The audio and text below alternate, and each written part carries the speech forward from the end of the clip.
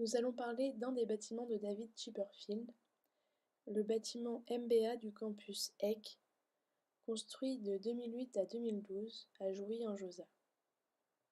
Ce bâtiment sert de sas d'entrée au campus et accueille le service administratif ainsi que certains enseignements. Dans un premier temps, nous identifierons les principaux matériaux utilisés dans la construction de ce bâtiment.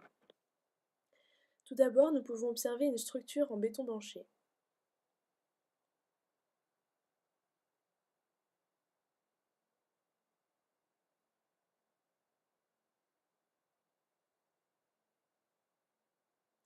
Cette structure est suivie d'une isolation en laine de roche.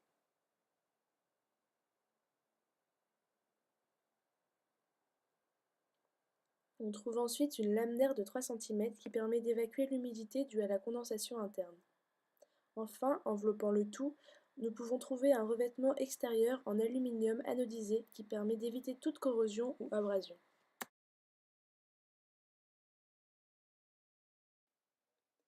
Le bâtiment est surmonté d'une acrotère en béton, enveloppée par une isolation en laine de roche que l'on voit sur la coupe plus importante du côté droit que du côté gauche, dans le but d'améliorer l'étanchéité du toit.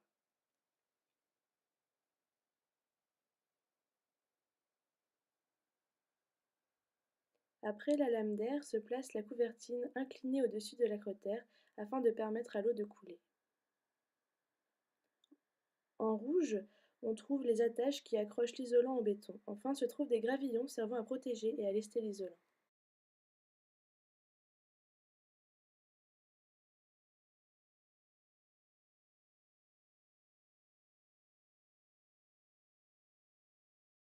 La façade est rythmée par des ailettes saillantes à la fois verticales, comme dessinées ici, et horizontales, qui cadrent les ouvertures.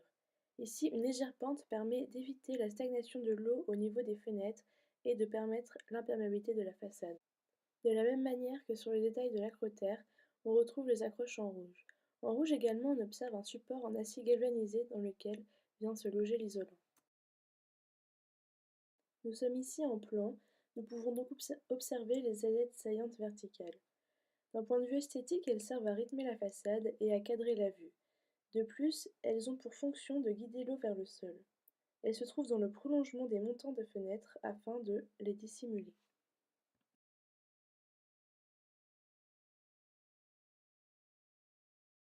On retrouve ici le système d'accroche de l'isolant précédemment évoqué, ainsi que les ailettes saillantes horizontales qui font office de rebord de fenêtres, couvrant ainsi l'isolation des fondations.